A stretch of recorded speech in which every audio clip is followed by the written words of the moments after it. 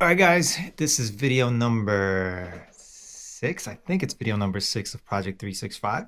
Today we will be going back to the bane of my existence, which is Donnie over here. I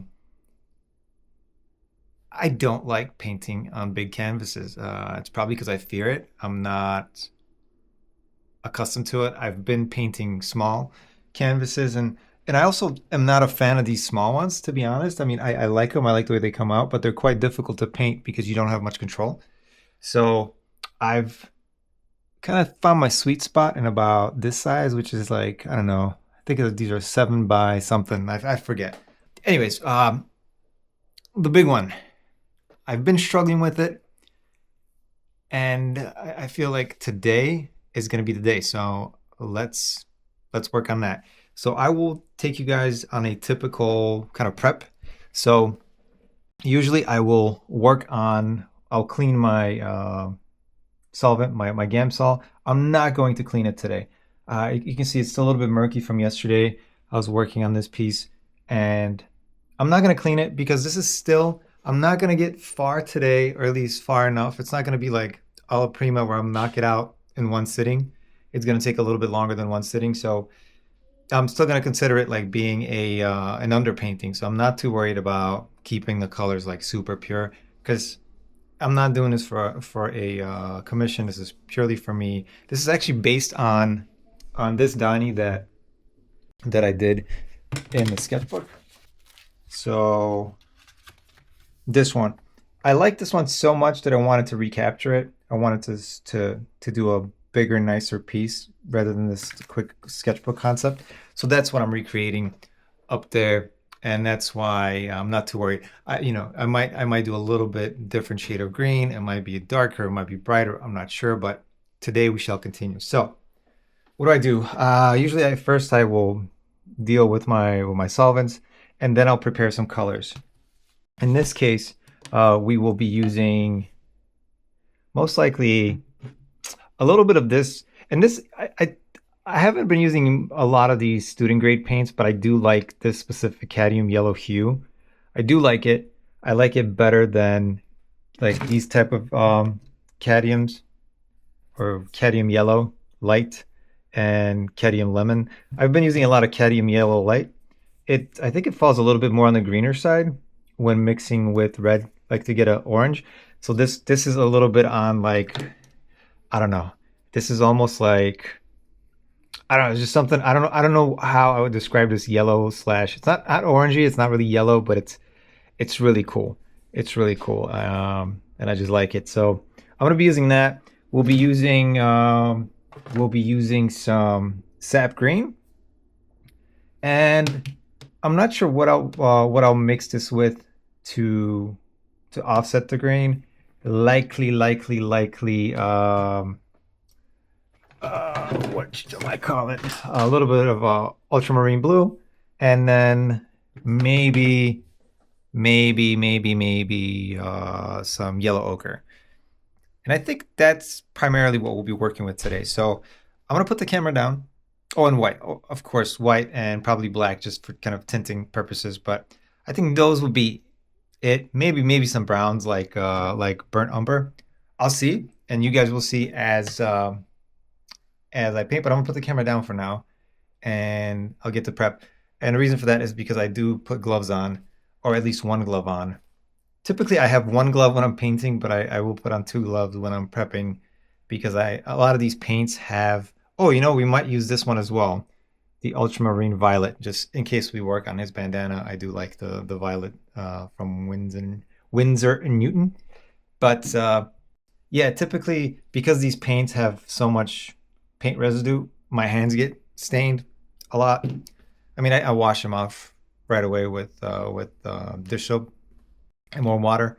It cuts right through the oil, so it's fine. But if I don't have to, I don't have to. So anyways, I'm gonna put you guys down. I'll continue recording, but the rest of the video might be a bit of a voiceover since I need my hands. All right, guys, so now we're about ready to start. I'm gonna be using a really thick brush. it's going to be, in comparison. I forget the size of this. I don't have like a measure right now to be able to measure it, but this is about the size. Um, compared to these little guys, like it's a monster brush in comparison. This is like a 1 inch. Yeah, it's at least an inch in size. So here we go. So we're just gonna go with it and see how it goes. And see, it's this specific yellow, because it's a hue, it's one of the student grade paints. It doesn't cover that well. So I think I'm gonna go in just to kind of cut out the shape that we need, and we'll go from there.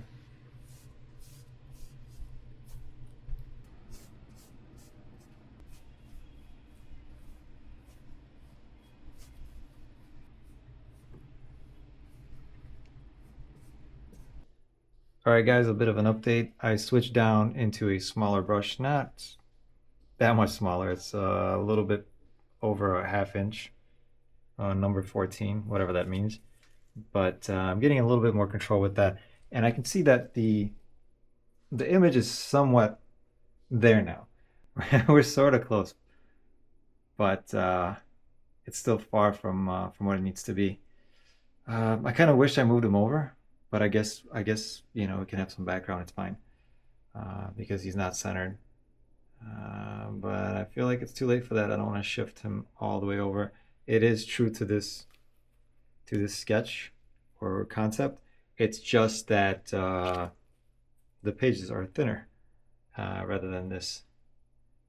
But I guess I could scale him up a little bit. I don't know. I'm not too worried about it. This is like my first big painting, so I might as well just finish it without trying to be perfect, right? Because who wants to be perfect? So, paint-wise, I'm running out of yellow. I don't think I'm gonna put more in. I think I'm just gonna knock out what I have. Uh, kind of cover up some of these areas from the previous underpainting. And like I said, this pass is gonna be just to get us a bit closer to where we need to be. And I feel like we've done that. And now it's just to lay in a whole bunch of these greens. And I probably won't even use that many. Right now, the biggest difference that I see is definitely the darkness of the it's not a bandana. I don't know why I want to call that, whatever the eye this thing, the eye cover piece. It needs to be lighter, and these colors are obviously not matching. But I grabbed, instead of grabbing burnt umber, I grabbed burnt sienna, which is a bit lighter in color, and I just didn't pay attention. But it's cool. At least I have the areas knocked out. I think this is kind of where we're going to leave off today, because again, going back to my issue with painting big, is I find it very difficult to know where to go next. For some reason, it's not the same as with the small paintings. Like I have these down. I can quickly maneuver between background, subject matter, back to background. I feel like at that time the paint sort of dries, sort of sets in. That's why I kind of jump between the two. I don't have that same comfort right now when it comes to big painting. So I'm gonna stop right here. I didn't use a lot of the paint, like this glob of green that I added. I did not use a lot of the yellow ochre. I did not use. I mean, there's a lot of wasted paint here, so I might use it for something else. We might sit down and do another one of the little or smaller paintings. But yeah, anyways, it is what it is. Here we are. It's as far as we got, and it's okay. Thank you for the comments, for the likes, for the subs. Appreciate you guys very much, and I'll catch you guys in the next one.